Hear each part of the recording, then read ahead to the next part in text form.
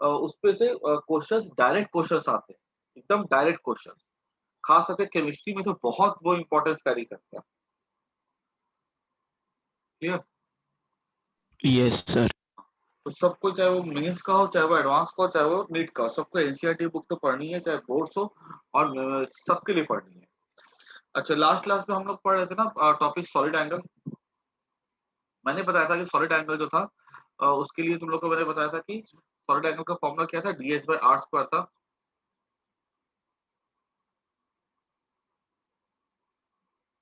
अगर एरिया छोटा है तो ds बाय आर स्क्वायर लिखते हैं।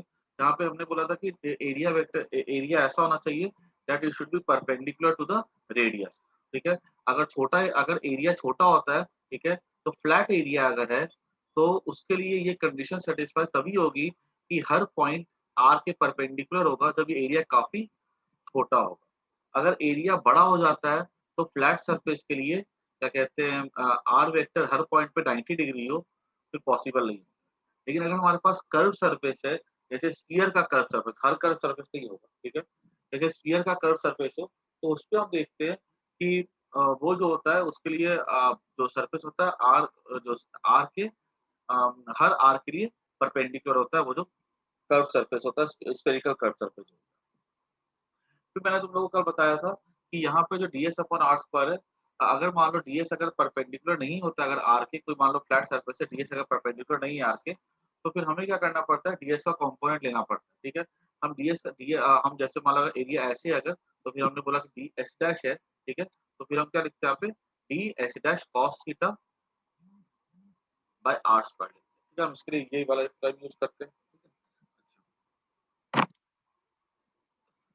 उसके बाद आगे बढ़ते हैं हम लोग। नेक्स्ट टॉपिक है हमारा relation between solid angle and plane angle. एक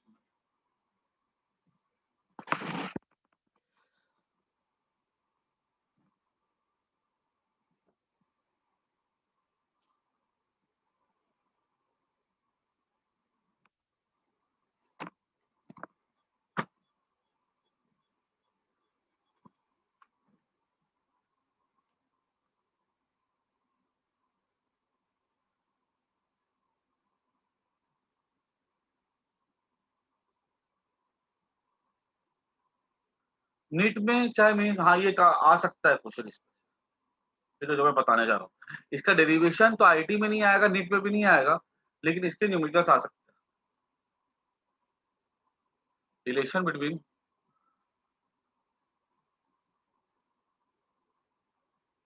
और सॉलिड एंगल जो है ना, वो आईएससी न्यूटन में भी दिया हुआ है। मैंने ना एक्चुअली उसको थोड़ा स्किप कर दिया था, मेरे को पढ़ाना बाकी है। गॉस थ्योरम में एक छोटा सा टॉपिक है, वो मैं करवा दूंगा, solid angle and plane angle.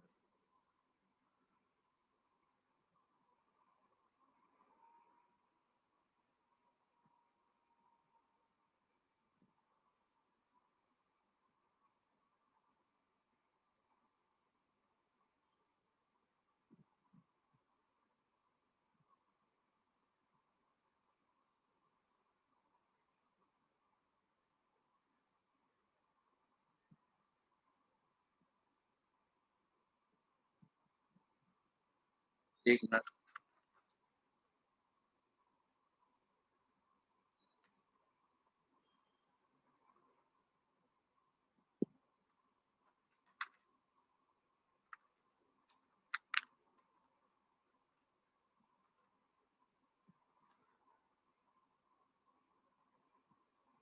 यहाँ पे ना हमारे पास एक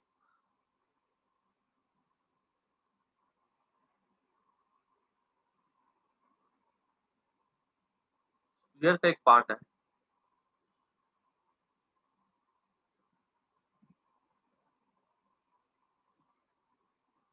और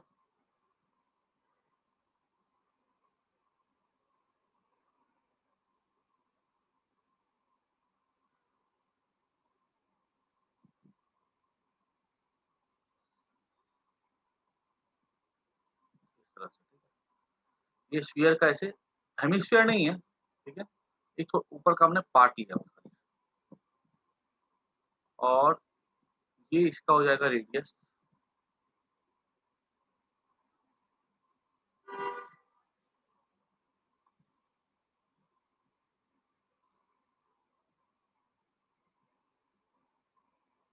ठीक है।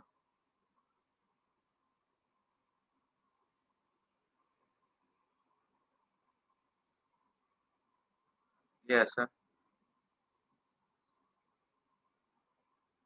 ये यहाँ पे बना रहा है एंगल अल्फा या ओमेगा है, ठीक है। This is the solid angle. याद रखना है प्लेन एंगल का सिंबल ऐसे बनाते थे हम लोग, ऐसे ये प्लेन एंगल का सिंबल होता है, और सॉलिड एंगल का सिंबल कैसा हो जाता है, ये ऐसा हो जाता है, ठीक है। और ये थ्री डी फिगर है, ठीक है। और यहाँ पर ये जो मान लो, ये जो एंगल जो बन रहा है ना, ये प्लेन एंगल है यहाँ का, ठीक है। प्लेन एंगल मतलब समझ में आता है, ये जो लाइन है और ये लाइन, ठीक है, दो लाइन के बीच का एंगल है। तो ये एंगल बन रहा है यहाँ पे अल्फा। सॉलिड एंगल मतलब समझ में आता है ना, जैसे कि ये ऐसा है ना, मान लो कोई कर्व है, ठीक है, तो इसके हर पॉइंट से ऐसे जा रहा है, ठीक है, इस तरह से, तो यहाँ पे ऐसा कि एंगल बन जाएगा।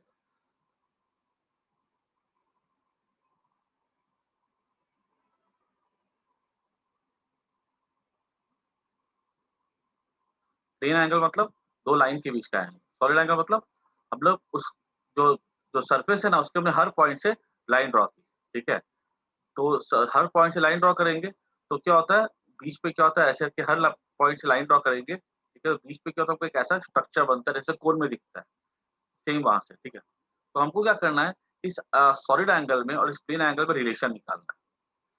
तो इसके लिए क्या करते हैं, अब यहाँ पे ना छोटा सा हम लोग एक पार्ट लेते हैं इस तरह से,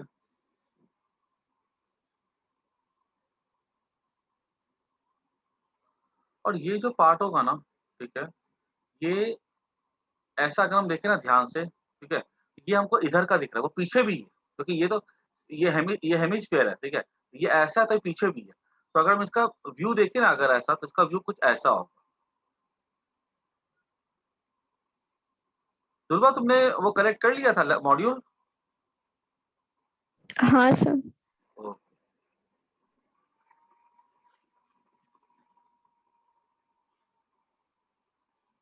ये ऐसा है, ठीक है, ये इसका रेडियस क्या हो जाएगा, आर साइन थीटा, ठीक है। और इसका ये रेडियस क्यों आर साइन थीटा होगा, बिकॉज ये मान लो अब हमने यहाँ पे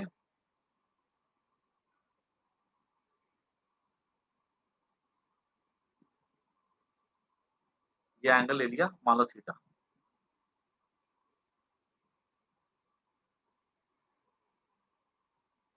ठीक है। तो ये आर, ठीक है, तो ऑब्वियस ही बात है, इसका जो रेडियस होगा, ठीक है, यहाँ से तो यहाँ तुम देखोगे,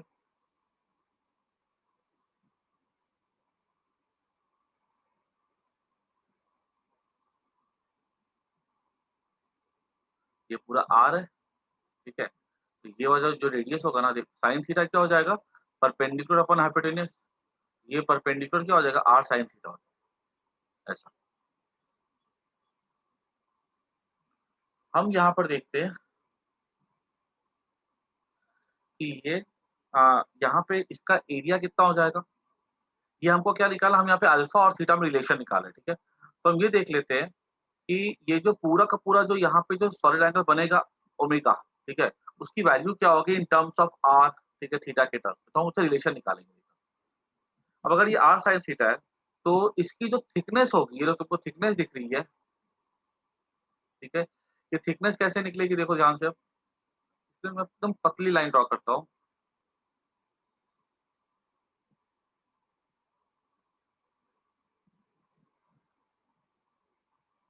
मैं लाइन को थोड़ी पतली करो इसका, और ये मैं अगर थीटा देखूँ ना मैं, तो ये कुछ ऐसा जाएगा, ठीक है।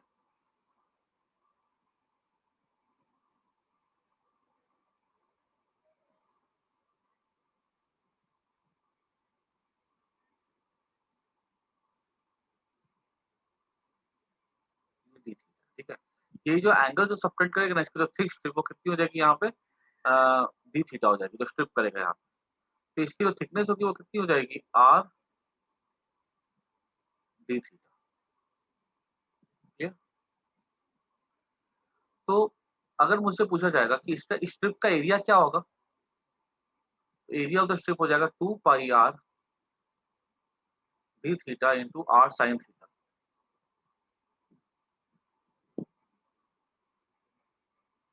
ये डेरिवेशन जो है ना, मैं फिर से बता रहा हूँ, फील के लिए सीखना तुमको, कि आना चाहिए, ठीक है तुमको। अगर डेरिवेशन देखो ना, तो ये फिजिक्स में इसका कोई डेरिवेशन नहीं आएगा। हाँ, जो मैथ्स वाले बच्चे उनको जरूर फायदा होगा, बिकॉज उनको ये क्या मैथ्स में वो पढ़ना होगा इंटीग्रेशन में जाकर के सब, तो थोड़ी बहुत तुम लोग की अभी से प्रैक्टिस हो जाएगी। तो डी क्या हो जाएगा, 2 pi r square sine theta d theta, this is the area, इसका एरिया इतना होगा।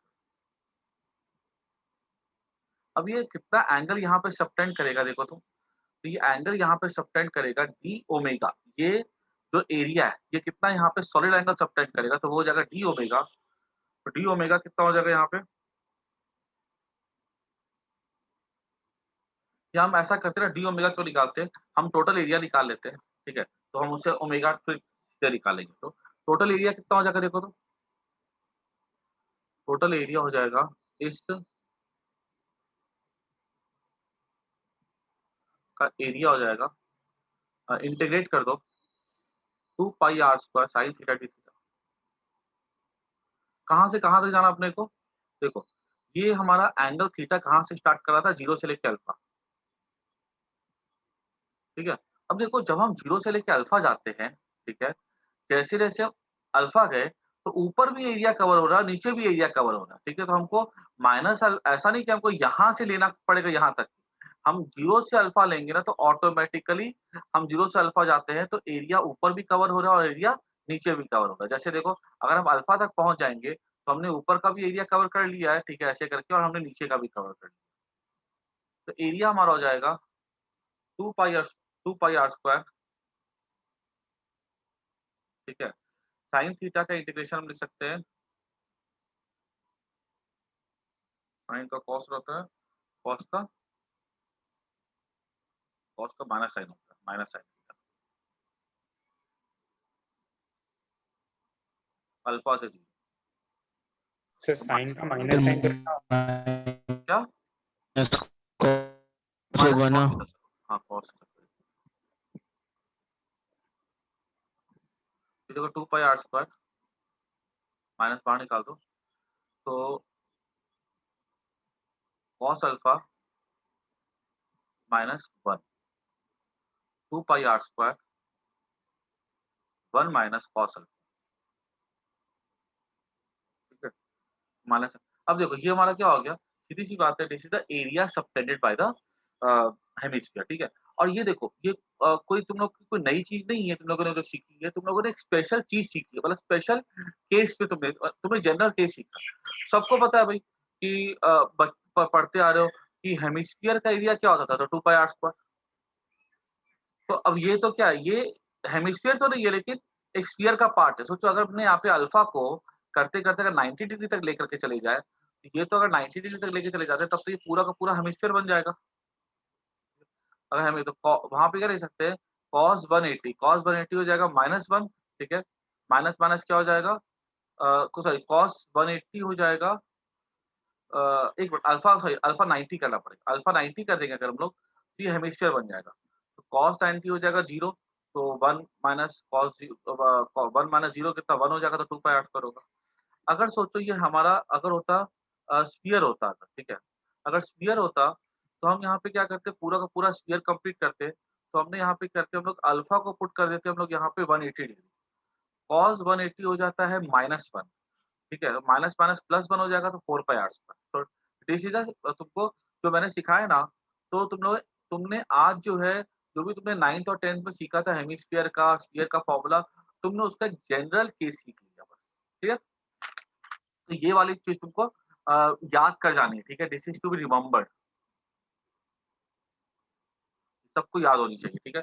डेरिवेशन तुमको आता है नहीं आता है, कोई बड़ी डील नहीं है, ठीक है, लेकिन ये चीज तुमको याद होनी चाहिए। और मैं फिर से बोलता हूँ, घर पे क्या करो, अपने जब पढ़ते हो ना, तो तुम ना सारे के सारे एक अपनी अलग से पतली सी नोटबुक बना करके रखो और उसपे ना सारे फॉर्मूला साफ-साफ लिखो, ठीक है?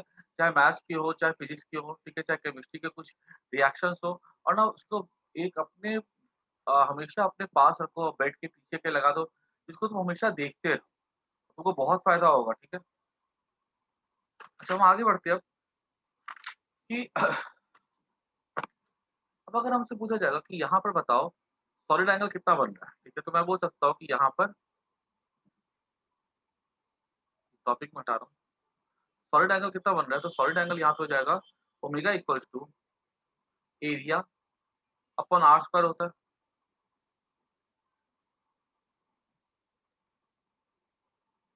Upon r square,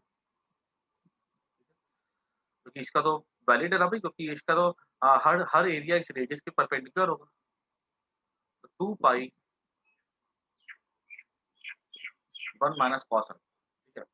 So this is the relationship between the omega and the alpha. दिख रहा है clearly?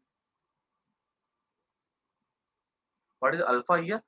Alpha is the semi vertical angle. देखिए ये एक्चुअली इसको हम लोग सेमी कहते हैं, फुल एंगल नहीं है, ये क्या सेमी वर्टिकल एंगल अल्फा और ये सॉलिड एंगल ओमेगा में रिलेशन है, ठीक है?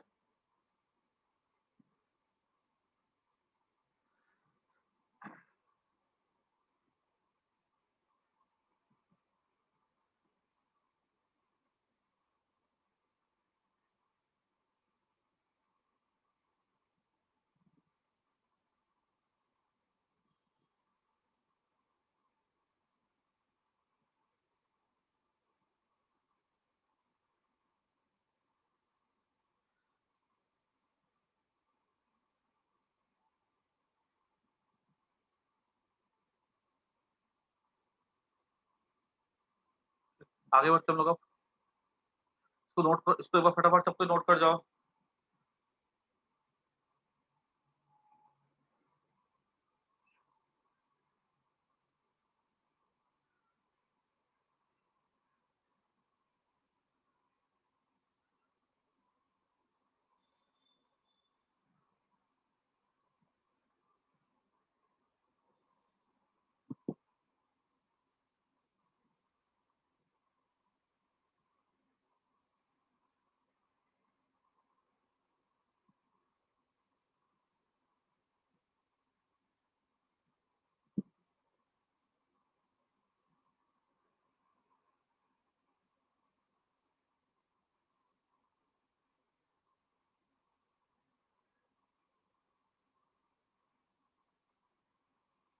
चलो आगे बढ़ते हैं।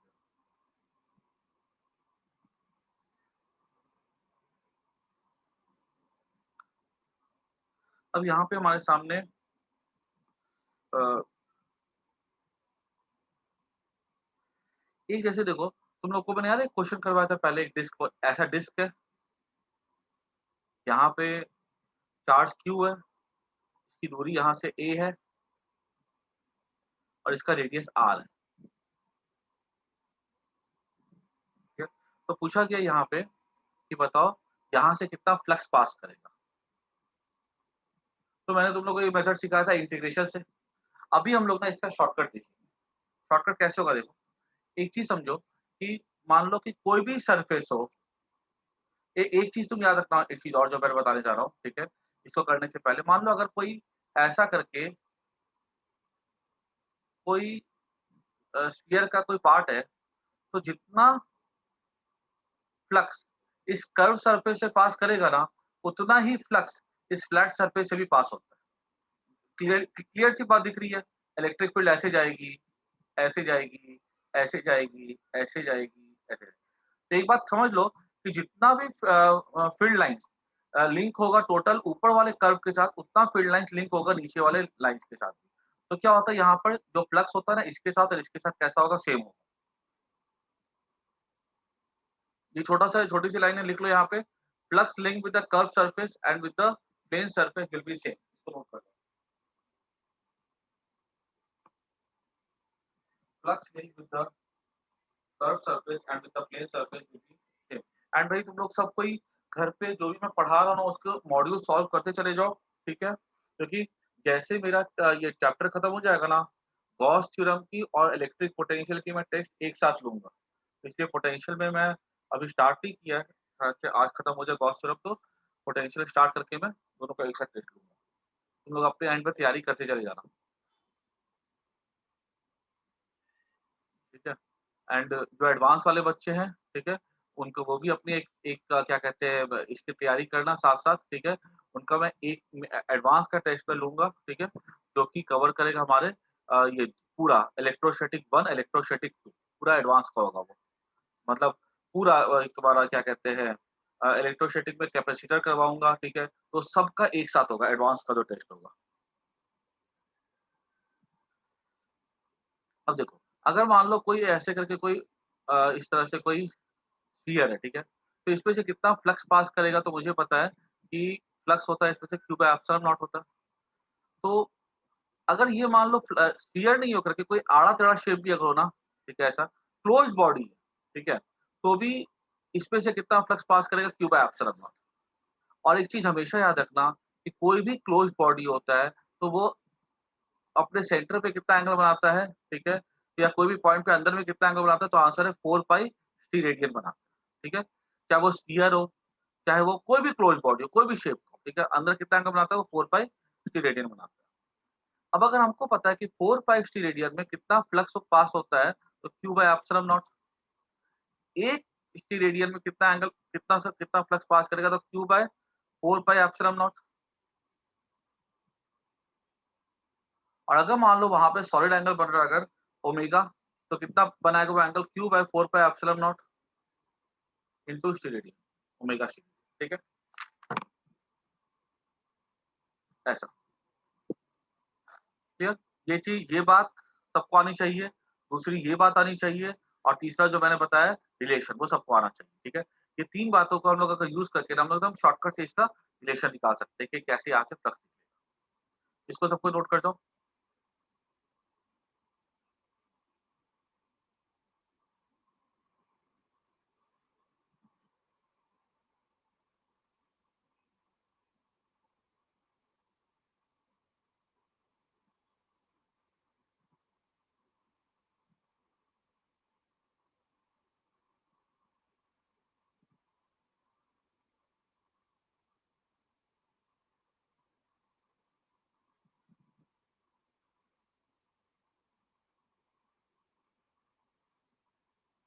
तो आगे बढ़ते हैं।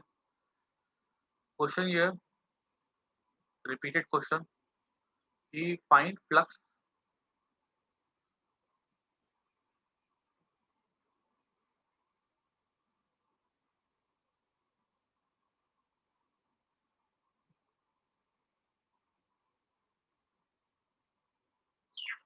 To radius r।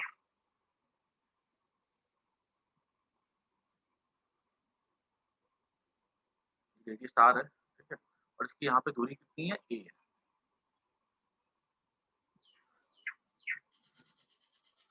तो यहाँ पे हम क्या बोल सकते हैं देखो, कि अगर यहाँ पे ये इसमें से फ्लक्स निकालना है, ठीक है? तो हम लोग अगर यहाँ पे मान लो अगर यहाँ पे हमने अगर एक ड्रॉ किया होता, अगर यहाँ से लेकर के अगर वो ड्रॉ किया था, अगर हम लोगों ने एक स्फीयर का पार्ट ड्रॉ किया होता, तो जितना स्फीयर से पास होता उतना इससे भी पास करता, सबको बात पता है।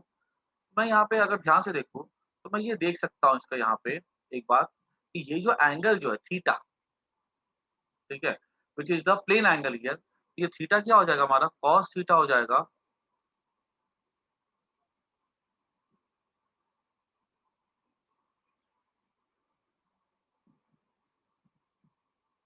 कॉस थीटा हो जाएगा हमारा base upon hypotenuse a upon root over r square plus a square. और अभी हमने जस्ट सीखा है कि ओमेगा क्या होता है 2 पाई 1 माइनस कॉस अल्फा होता है। ओमेगा क्या हो जाएगा यहाँ पे? जो सॉलिड एंगल जो बनाएगा ये यहाँ पे, वो हो जाएगा 2 पाई 1 माइनस कॉस थीटा बोलो या अल्फा बोलो कुछ भी बोलो, ठीक है? Root over r square plus a square. This is the solid angle made by this structure. सीधी सी बात है, कभी भी ऐसा सवाल अगर आता है ना, तो पहले क्या करो, जो भी वो बनाएगा वहाँ पे सेमी वर्टिकल एंगल वो निकाल लो, ठीक है? और उसकी हेल्प से निकाल लो वहाँ पे जो वो सरफेस वहां पे बनाएगा सॉलिड एंगल, ठीक है। तो ये निकल गया। अब हमको पता है कि 4 पाई यहाँ पे से कितना फ्लक्स पास करेगा, तो फ्लक्स निकालना है तो सीधी बात है q by epsilon not into 4 pi, ठीक है, into 2 pi 1 minus a by root over r square plus a, ठीक है। ये 2 से कट जाएगा तो बचेगा q by 2 epsilon naught 1 minus a by, this is the answer. इसको फटाफट नोट कर दो। सबको समझ में आया कि नहीं आया, बोलो हाँ या ना। Yes, बात sir. समझ, रचित, तन्मय, उमेश, सब बोलो हाँ या ना। हाँ सर। सबको आगे ना, Yes, sir. चलो।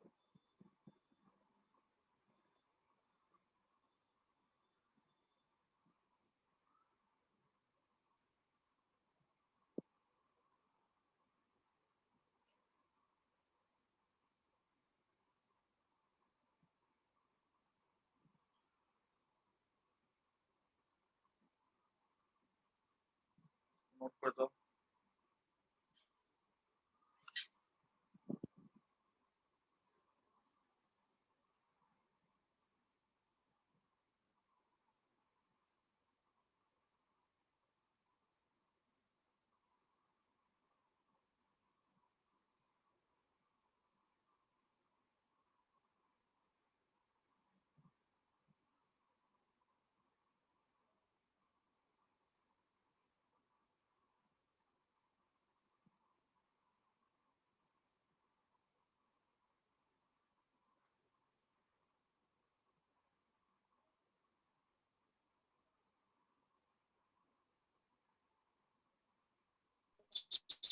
Sir, Okay? सर बोर्ड में डिराइव करने के लिए है, तो फिर सर ऐसे ही कर सकते सीधा। हाँ, ऐसे ही करना तुमको, यही मेथड ही फॉलो करना Sir. तुमको। वो वाला जो मैंने करवाया था ना, ठीक है, वो नहीं करना एग्जाम में। क्लियर? Okay, sir.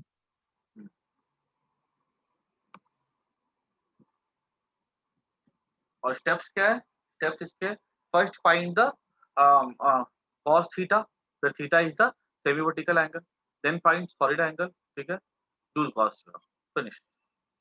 3 स्टेप पे खत्म काम। आगे देखो दूसरा दूसरा क्वेश्चन। ये सब क्वेश्चन जो है ना एडवांस लेवल के हो जाते हैं, लेकिन अगर तुम्हें कंसेप्ट अच्छे से अगर आता है, 3 स्टेप तुमको अगर आते हैं, तुम्हारे लिए ये सब करना कोई बड़ी बात नहीं है। हाँ, मेडिकल में वो लोग क्या पूछ सकते हैं बताओ? मेडिकल में वो लोग सीधे सिंपल ऐसे दे देंगे, ऐसा दे देंगे, बोलेंगे कि ये एंगल है यहाँ पे, ठीक है, ये दे देंगे थीटा, बताओ इसमें से कितना फ्लक्स पास हो रहा है, तुम डायरेक्टली फॉर्मूला से निकाल सकते हो। तो हाँ, मेडिकल में ये लेवल क्वेश्चन का छोटा रखेंगे, लेकिन हाँ ये कंसेप्ट इक्वली इंपॉर्टेंट है मेडिकल वालों के लिए। हाँ, वहां पे लेवल क्वेश्चन का वो लोग थोड़ा सा छोटा रखेंगे। चार्ज क्यू है, यहाँ पर बोला कि रेडियस आर है,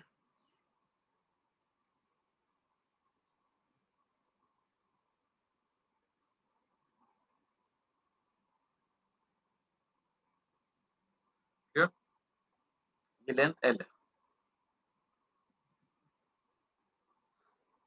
तो हमसे पूछा गया कि बताओ what is the flux through curve surface. ये कर्व सरफेस है, ये फ्लैट सरफेस है,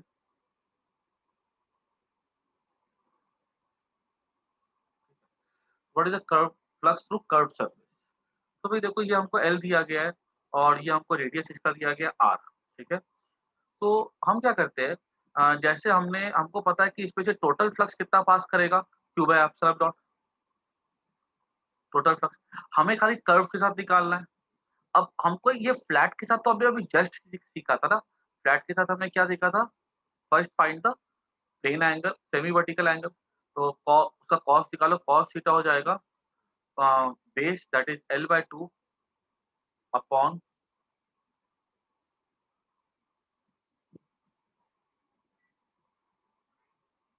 हाइपोटेन्यूज, ठीक है, हाइपोटेन्यूज क्या हो जाएगा, रूट ओवर प्लस ए का स्क्वायर, ठीक है, ये हमारा cos थीटा हो गया। फिर एंगल क्या हो जाएगा, सो इसके लिए एक के साथ कितना हो जाएगा 2 पाई 1 माइनस cos थीटा, 2 को ऐसे लिख दो,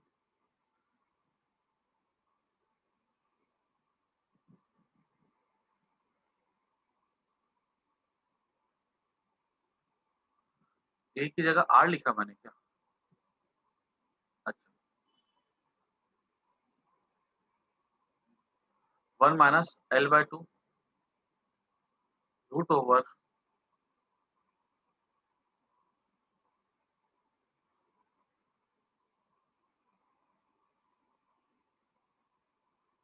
ये ऐसा हो गया omega.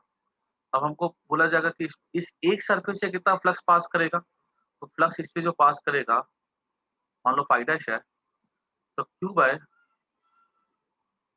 4 pi epsilon naught into 2 pi 1 minus L/2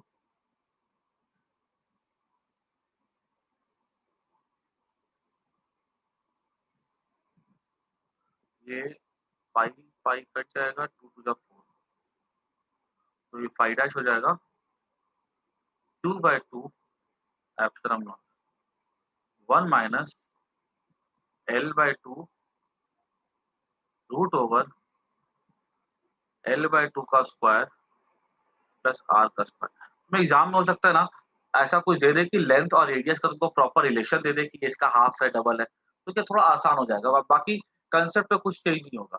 अब देखो ये जो मैंने निकाला ना, एग्जैक्टली ये चीज हमने पहले भी निकाली थी, ये वाला फ्लक्स इसके साथ, सेम फ्लक्स इसके साथ भी होगा, है ना, तो फ्लक्स विद कर्व सरफेस क्या हो जाएगा, pi by q by epsilon naught minus 2 phi dash, clear, तो ये हो जाएगा q by epsilon naught 1 minus, देखो फाई डैश क्या, फाई डैश तो इसके इक्वल है, 2 से मल्टीप्लाई करेंगे तो खाली क्यू बाय एप्सिलॉन नॉट बचेगा, तो वो q by epsilon naught common हो जाएगा, 1 minus 1 plus L bye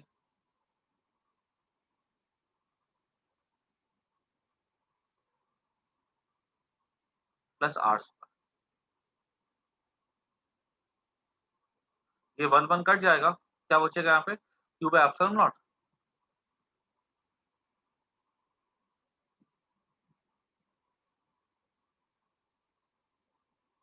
1 minus 1 0 L by 2 root over, this is the answer. इसको यहाँ पे कर दो ज्यादा अच्छा रहेगा। समझ में आया कि नहीं आया, बोलो हाँ या ना सब कोई। सुबह स्तर में समझ में आ रहा है कि नहीं आ रहा तुम लोग को, रचित समर दुर्वा क्लियर हो गया सबको, yes Yes, sir. sir. Yes sir. चलो इसको नोट कर दो। ये ये काफी अच्छा सवाल है, टिपिकल एडवांस लेवल का सवाल है ये।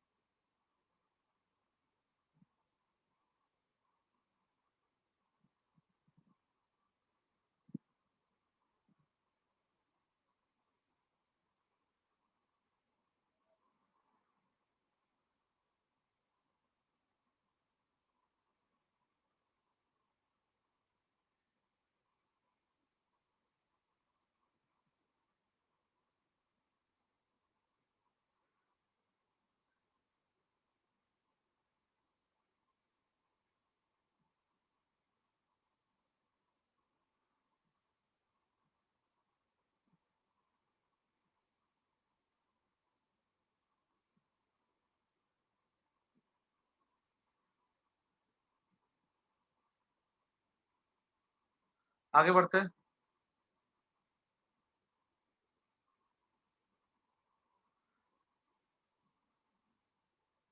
एक काम करो, ये खुद से करो तो, रेडियस आर है,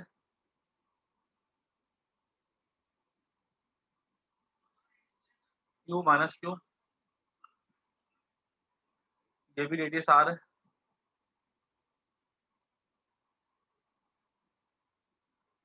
इसको डिस्टेंस करो तो एक बार क्लियर,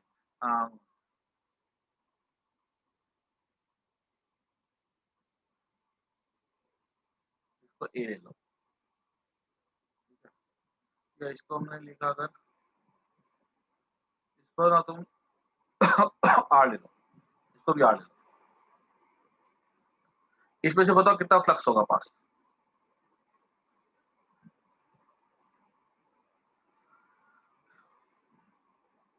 ये सवाल ना तुम्हारे को इसमें मिल जाएगा, इरोडो में मिल जाएगा।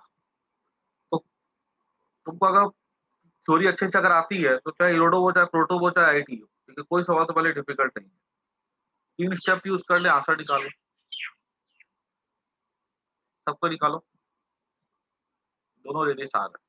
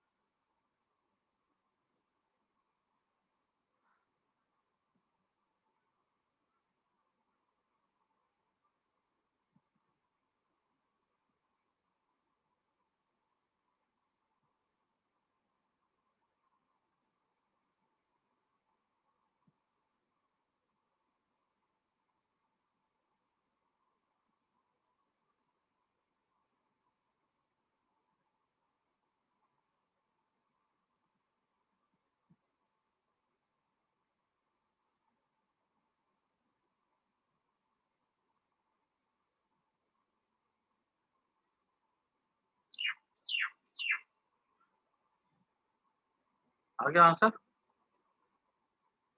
देखो हाँ सही है, खाली क्या करो, एक की वजह से फ्लक्स निकाल लो, ठीक है, और फिर ना दूसरे की वजह से फ्लक्स निकाल लो, क्योंकि देखो प्लस की वजह से फील्ड ऐसे जाएगा ना, और माइनस की वजह से भी फील्ड ऐसे जाएगा। एक तो ये वाला फ्लक्स निकल रहा है और एक ये वाला भी फ्लक्स निकल रहा है ना, तो यहाँ पे जो एक सिंगल की वजह से जो आंसर आएगा ना, उसको 2 से मल्टीप्लाई करो, जस्ट, और कुछ नहीं करना।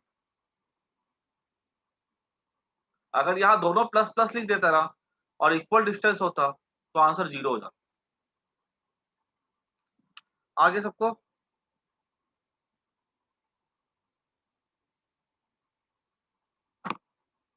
आगे बढ़ते हैं।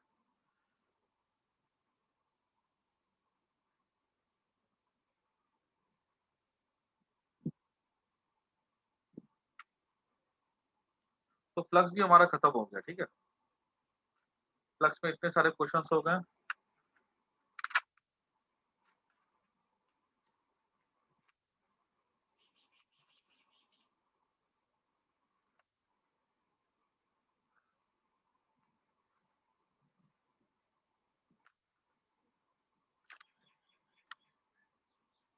अब हम लोग आते हैं नए टॉपिक पे। Name of the topic is properties of conductor. Gauss law, flux, flux, सब हमने उसके बहुत वैरायटी के क्वेश्चन कर लिए हैं। अब तुम लोग का काम है घर पे बैठ करके उसको मॉड्यूल से प्रैक्टिस करो। प्रॉपर्टीज ऑफ कंडक्टर, देखो अगर हम बात करें ना तो मैटर में 3 तरह के हमको मिलते हैं, एक इंसुलेटर, एक सेमीकंडक्टर और एक कंडक्टर।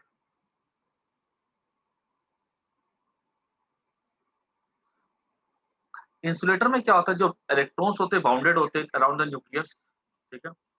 सेमीकंडक्टर्स में क्या होते हैं कि कुछ इलेक्ट्रॉन्स होते हैं जो कि बाउंडेड नहीं होते हैं और बहुत सारे बाउंडेड होते हैं, ये सेमीकंडक्टर हो जाता है।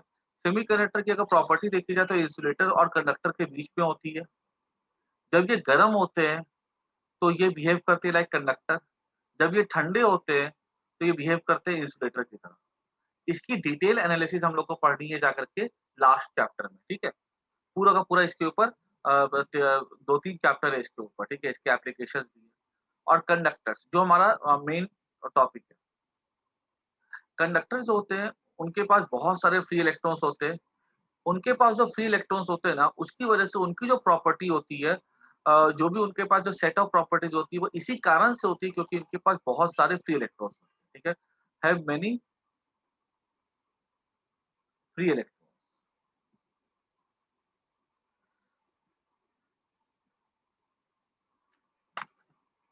अब देखो, अम,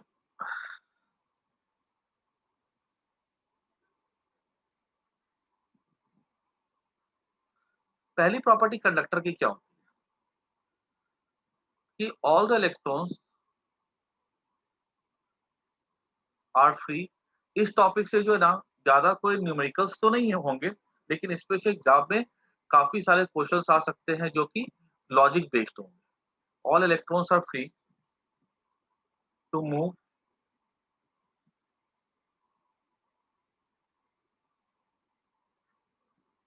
with in the conductor boundary,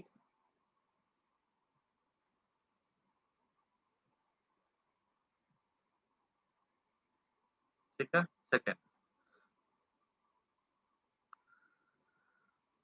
इसमें क्या होता है, जैसे कि अगर मान लो कंडक्टर्स की अगर हम बात करें तो इसमें ये अपना इलेक्ट्रोस्टैटिक का ही है, ठीक है? और इसमें ना आगे जाकर के हम लोग कंबाइन करेंगे पोटेंशियल के साथ भी इसको,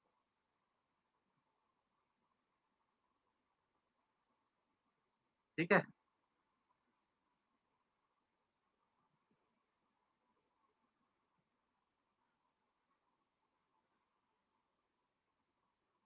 अगर मान लो कोई कंडक्टर इस तरह से, अगर हमने बाहर से इलेक्ट्रिक फील्ड अप्लाई की, तो क्या होगा, जैसे इलेक्ट्रिक फील्ड अप्लाई करेगा ना, कंडक्टर के अंदर इलेक्ट्रॉन्स पे हलचल होना स्टार्ट हो जाएगी, ठीक है? हलचल होगी तो ये भी क्या करेंगे, अपने आप इन पे फोर्स लगेगा और ये इलेक्ट्रॉन्स कुछ ऐसे आ जाएंगे और यहाँ पे से इलेक्ट्रॉन्स इधर आएंगे और यहाँ पे डेवलप हो जाएगा पॉजिटिव चार्ज। ये सब बातें तुम लोगों ने पढ़ के रखी थी। बाहर से इलेक्ट्रिक फील्ड हमने ई नॉट अप्लाई किया, अब इसके अंदर खुद का इलेक्ट्रिक फील्ड पैदा हो जाएगा ई, ठीक है? एक तो बाहर से इलेक्ट्रिक फील्ड ई नॉट था और खुद का अंदर इलेक्ट्रिक फील्ड क्या हो गया, ई हो गया, जिसकी वजह से अंदर क्या होता है, इलेक्ट्रिक फील्ड क्या हो जाएगा, जीरो हो जाएगा, ठीक है? तो कंडक्टर में कभी भी बाहर से फील्ड अप्लाई करते हैं तो कंडक्टर के अंदर हमेशा इलेक्ट्रिक फील्ड क्या होता है, जीरो। तो हम ये बोल सकते हैं कि zero equals to E not plus E induced, ठीक है? ये चीज नोट कर लो, ठीक है? तो पहले से पता तुम लोग को, बहुत अच्छी बात है ये, ठीक है? कि inside a conductor electric field is always zero. अब आगे देखो, कल जो तुम लोग को मैंने सिखाया था, एक बात याद करो, इसको नोट कर जाओ पहले।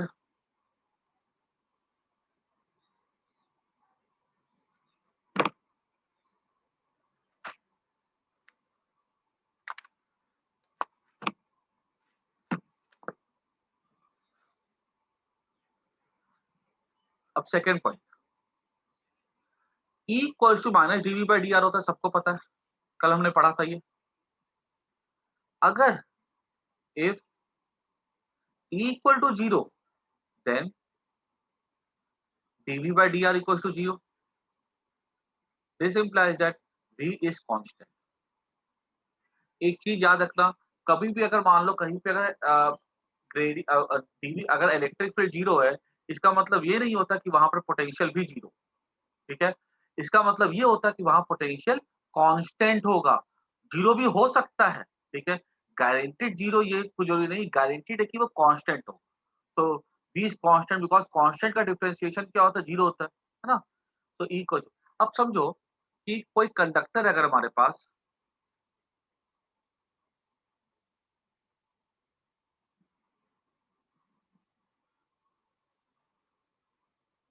अगर मान लो कोई भी कंडक्टर अगर हमारे पास है, तो इसके अंदर नेट ई क्या होगा, जीरो होगा, ठीक है? तो देयरफॉर हम क्या बोल सकते हैं, potential inside a conductor is constant. इसको नोट कर, ठीक है। We say conductor forms equipotential region. याद रखना, अगर हर पॉइंट पे पोटेंशियल सेम होगा, ठीक है, यहाँ 5 वोल्ट, यहाँ 5 वोल्ट, यहाँ 5 वोल्ट, यहाँ 5, यहाँ 5, यहाँ 5, यहाँ 5, हर जगह पोटेंशियल सेम होगा, तो हम क्या कहते हैं कि कंडक्टर के अंदर देखो एक सरफेस होता है। सरफेस मतलब एक ऐसा सरफेस होता है। अब ये रीजन कहलाता है, ये ठीक है, पूरा स्पेस क्या बन गया, रीजन कहलाता है, ठीक है, और ये सरफेस हो गया। तो हम लोग यहाँ पे इक्विपोटेंशियल सरफेस नहीं बोलते हैं, इक्विपोटेंशियल रीजन बोलते हैं, ठीक है। हाँ, अगर तुम मान लो कंडक्टर के अंदर की बात कर रहे हो तो इक्विपोटेंशियल रीजन कहलाएगा। अगर हम कंडक्टर के सरफेस की बात करते हैं कि कंडक्टर के सरफेस पे भी हर पॉइंट में पोटेंशियल सेम रहता है, ठीक है, तो हम क्या बोलेंगे कि वो एक इक्विपोटेंशियल सरफेस है। The surface of the conductor is equipotential surface, but the inside of the conductor is a equipotential region. बात रीजन और सरफेस पे बात समझ में आई कि नहीं आई, बोलो हाँ या ना। हाँ सर। ठीक है ना, इसको नोट कर जाओ।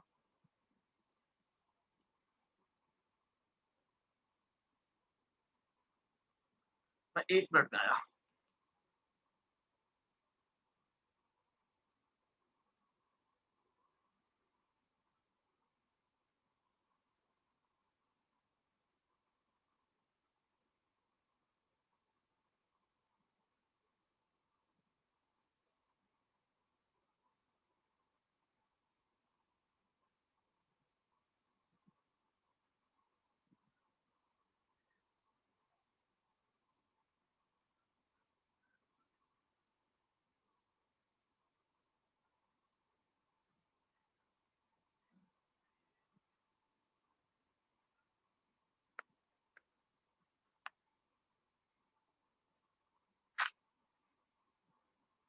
अच्छा, अब देखो इस पोटेंशियल पे किस तरह से क्वेश्चंस आते जरा देखो। अब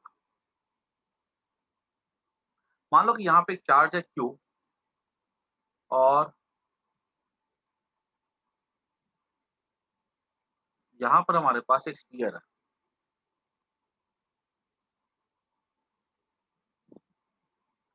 ठीक है, यहाँ पे माइनस चार्ज है, यहाँ प्लस चार्ज, और ये जो दूरी है ना यहाँ से,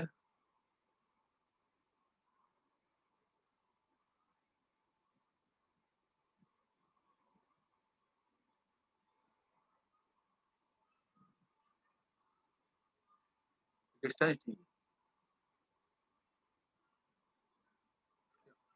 तो यहाँ पे इसका रेडियस R है। हमसे पूछा गया कि यहाँ पर इस सेंटर पे पोटेंशियल कितना होगा, ठीक है, इस सेंटर पे पोटेंशियल कितना होगा। तो अगर हमसे पूछा जाएगा पोटेंशियल नेट निकालने बोला जाएगा,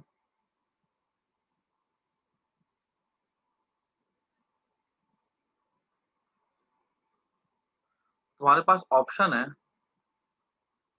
a q by d, B a q bye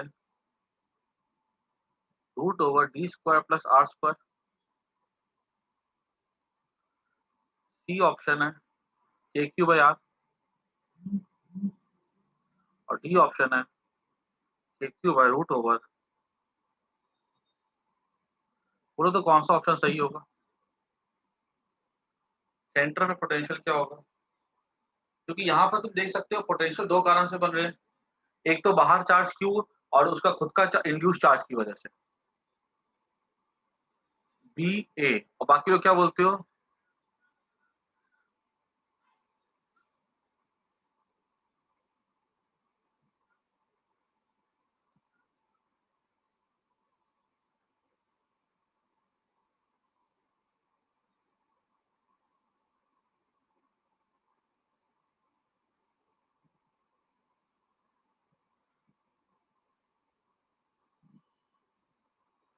A.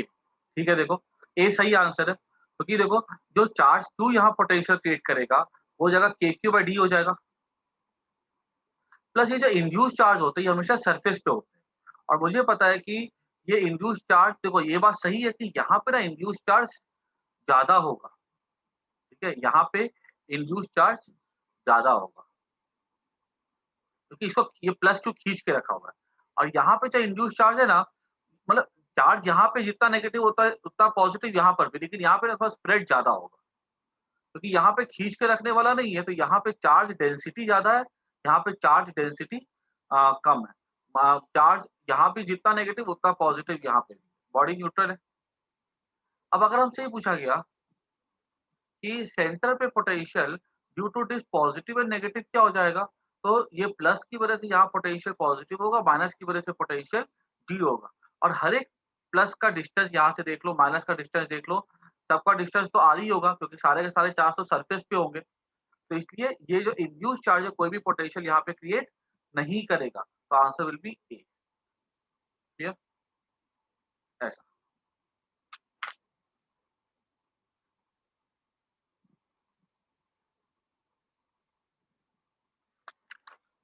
So net potential will be the potential due to charge plus Q plus potential due to induced charge. Induced charge creates zero potential, so potential is only due to plus Q. आगे बढ़ते हैं, इसको note कर लो एक बार फटाफट, फिर आगे बढ़ते हैं।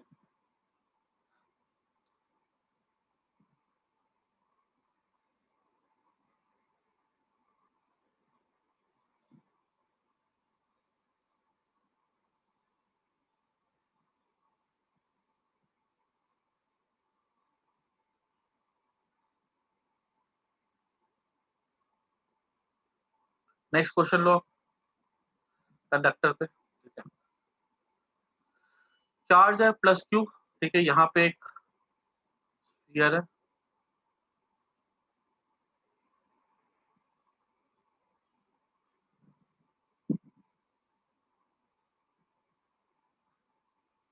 अब यहाँ पूछा गया कि यहाँ पे सेंटर O है,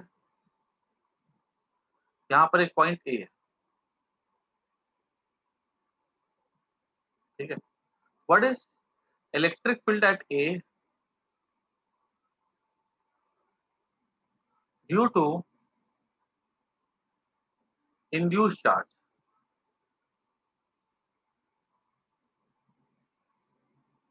ठीक है, ये चार्ज को हमने रख दिया मान लो पॉइंट P पर, ठीक है, P पर मैं चार्ज के ऊपर, तो अब देखो अगर इंड्यूस चार्ज निकालना है एट ए, तो क्या आंसर 0 होगा, यस और नो?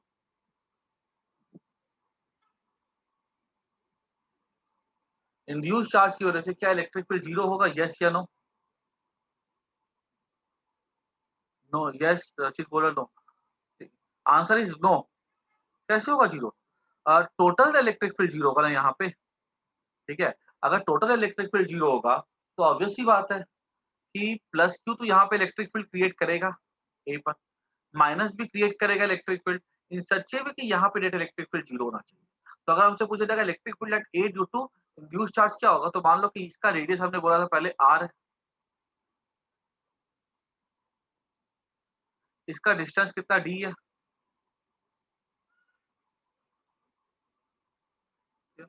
तो इसकी वजह से यहाँ पे अगर मैंने देखा तो प्लस Q की वजह से इलेक्ट्रिक फील्ड यहाँ पे ऐसा जाएगा ना,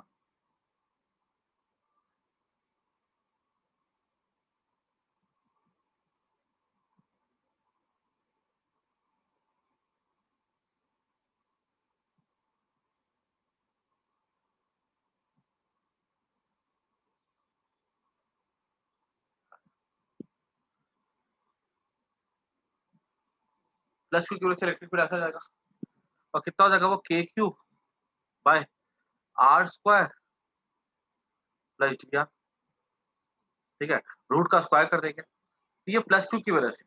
अब इसमें जो माइनस चार्ज जो इंड्यूस होगा ना, सर हाँ बोलो। सर ओ से ए का डिस्टेंस r थोड़ी ना है। O से लेके, हाँ इसको स्मॉल r कर दो,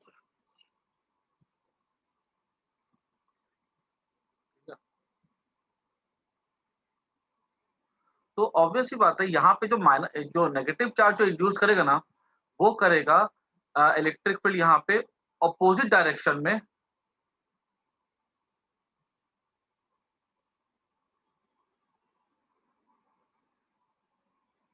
माइनस के क्यू बाय आर स्क्वायर, तब ना जीरो होगा ओ पे आकर के। बात क्लियर होगी सबको? Yes, sir. ठीक है। और ऐसा मत सोचना कि चार्ज जो है सिमेट्रिकली डिस्ट्रीब्यूट होता है कि इलेक्ट्रिक फील्ड यहाँ पे इसका जीरो, तो यहाँ पे इफेक्टिव इलेक्ट्रिक फील्ड किधर जा रहा है, इस तरफ जा रहा है। सर ये माइनस वाला नहीं समझ आया, बताना एक बार। माइनस समझ में नहीं आया? नहीं सर, तो प्लस कर, नहीं गया। डायरेक्शन इधर हो जाएगा, वैल्यू इसके इक्वल होगी लेकिन डायरेक्शन कैसी होगी, अपोजिट होगी। किसकी वजह से? क्या बोल सर रहे वो हो? किसकी वजह से? वो ये इंड्यूस चार्ज जो की वजह दूसरा वाला है वो से, ये इलेक्ट्रिक फील्ड किसकी वजह से, ड्यू टू क्यू है, और ये वाला किसकी वजह से, रेड वाला इंड्यूस चार्ज की वजह से।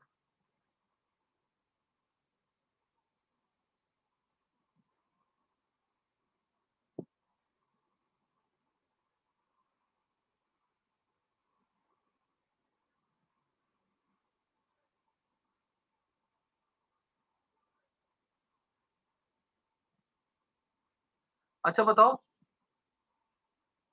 जो पोटेंशियल होगा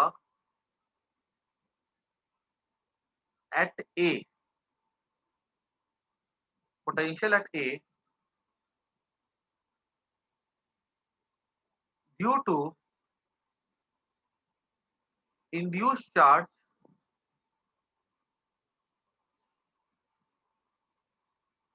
पोटेंशियल हमने भी किया था ना,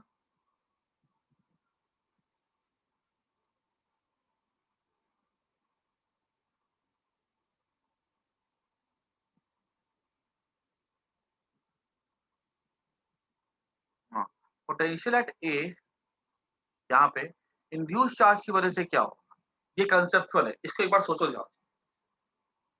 क्या जीरो होगा?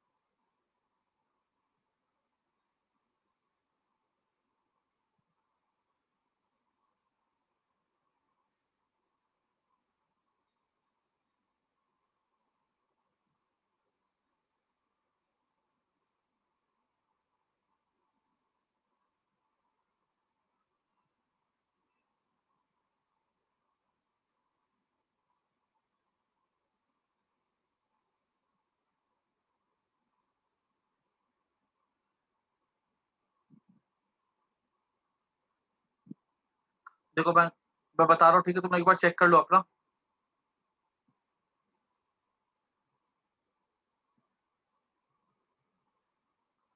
तो ऊपर होगा, चलो मैं बताता हूँ, नहीं ऐसा नहीं, देखो पर ये ना थोड़ा लॉजिकल है, ठीक है, this is a very logical question. देखो पोटेंशियल, पहले देखो पोटेंशियल एट ए जो होगा ये वही होगा, टोटल पोटेंशियल कांस्टेंट है। मैंने बोला था कि अंदर पूरा पोटेंशियल कैसा रहता है, कांस्टेंट होता है, और हमने ओ पे देखा था पोटेंशियल था के क्यू बाई डी, तो ये यही पोटेंशियल हर पॉइंट पर हो, ठीक है, ये इसका नेट पोटेंशियल। अब यहाँ पर जो नेट पोटेंशियल है, दो जन क्रिएट कर रहे हैं, एक तो चार्ज क्यू कर रहा है और इंड्यूस चार्ज क्रिएट कर रहा है।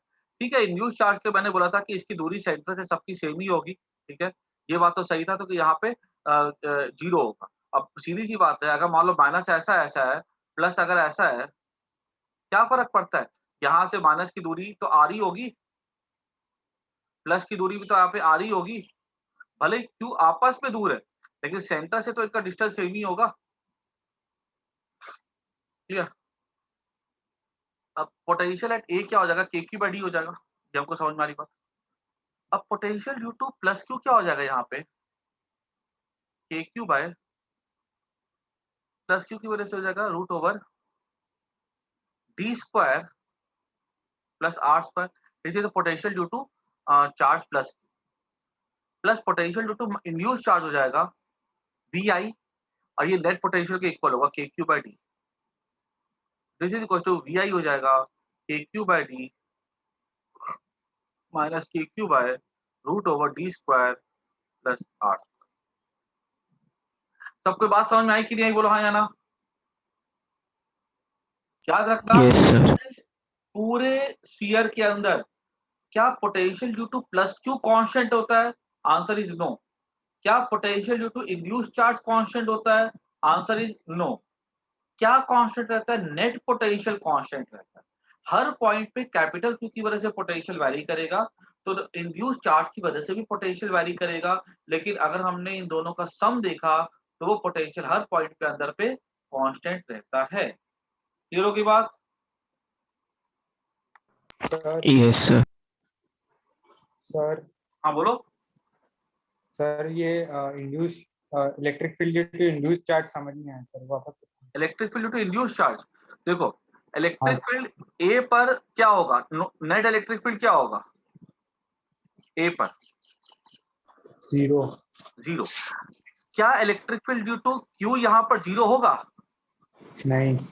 वो तो होगा के क्यू बाय क्या कहते हैं के क्यू बाय इसका स्क्वायर हो जाएगा.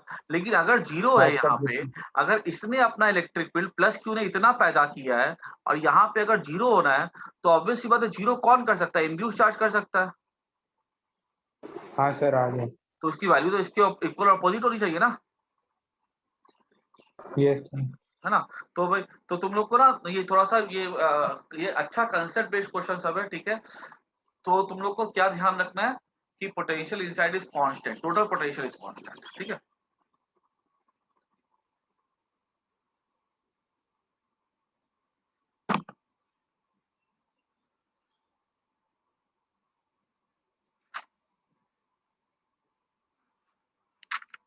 तो आज के लिए काफी इतना, ठीक है. हम लोग नेक्स्ट क्लास पे आगे कंटिन्यू करेंगे इस टॉपिक को. चलो bye, take care. Bye, sir.